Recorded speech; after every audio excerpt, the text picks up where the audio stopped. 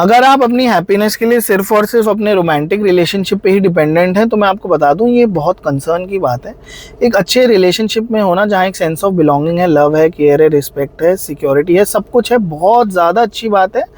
क्योंकि ये हमारा एनिमल इंस्टिंक्ट भी है और इसे mate attraction and mate retention बोला जाता है। बट मैं आपको बता दूं कि ये आपके और आपके पार्टनर के लिए इवेंचुअली एक बहुत ज़्यादा प्रेशर वाली सिचुएशन क्रिएट कर देगा,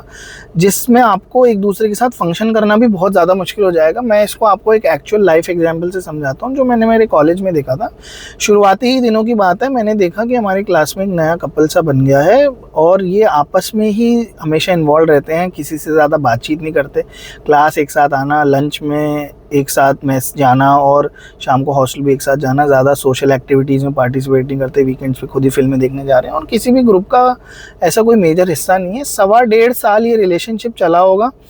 और इसके बाद मैंने रियलाइज़ किया कि सेकेंड ईयर के एंड तक आते आते इन लोगों का ब्रेकअप हो गया। लड़की ने अपना मूव ऑन करना शुरू कर दिया, नए दोस्त बना लिए, इवेंचुअली किसी और को डेट भी करने लगी और हमने लड़के की तरफ जब ध्यान दिया तो हमें रियलाइज़ हो काफ़ी ज़्यादा उदास रहता है, अकेला अकेला रहता है, ज़्यादा किसी से बातचीत नहीं करता, क्योंकि शुरुआती ही दिनों में कभी दोस्त नहीं बनाया और 1.25 साल वही सिलसिला चलता रहा, गर्लफ्रेंड बॉयफ्रेंड हमेशा साथ एक साथ घूमते रहते हैं। धीरे धीरे हमें रियलाइज़ हुआ कि उसके ग्रेड्स भी गिरने लगे हैं, वो काफ़ी ज़्यादा उदास रहने लग गया है। उस टाइम ऑफकोर्स डिप्रेशन जैसी चीज़ों के बारे में पता नहीं था, बट आज सोचते हैं तो रियलाइज़ होता है कि शायद उस वक्त वो डिप्रेशन में ही था। धीरे धीरे हम में से कुछ लोगों ने उससे बातचीत करनी शुरू करी, उसको अपने ग्रुप्स में इन्वॉल्व करना शुरू किया। वो काफ़ी शुरू में रेजिस्ट भी करता था, बट इवेंचुअली वो ग्रुप्स का हिस्सा बना, उसके नए दोस्त बने और वो वापस अपने ट्रैक पे आ गया, पढ़ने लिखने लगा और उसके ग्रेड्स भी इम्प्रूव हुए और सिचुएशन ओवरऑल काम डाउन हो गई और वो भी इवेंचुअली मूव ऑन कर ही गया। तो मुझे रियलाइज़ हुआ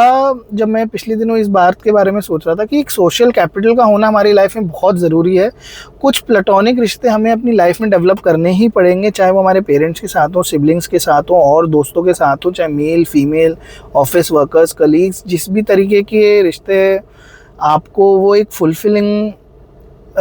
फुलफिलमेंट दे दें और एक सेंस ऑफ बिलोंगिंग दे दें, जहां आप उसी तरीके का सिक्योर महसूस करें जैसा आप करना चाहते हैं, है ना। अपने छोटे मोटे सुख दुख उनसे बांटें, उनसे बातचीत करें, है ना, क्योंकि इससे सबसे अच्छी बात शायद ये होगी कि आपके और आपके पार्टनर के ऊपर जो मैंने प्रेशर की शुरू में बात करी थी वो बहुत कम हो जाएगा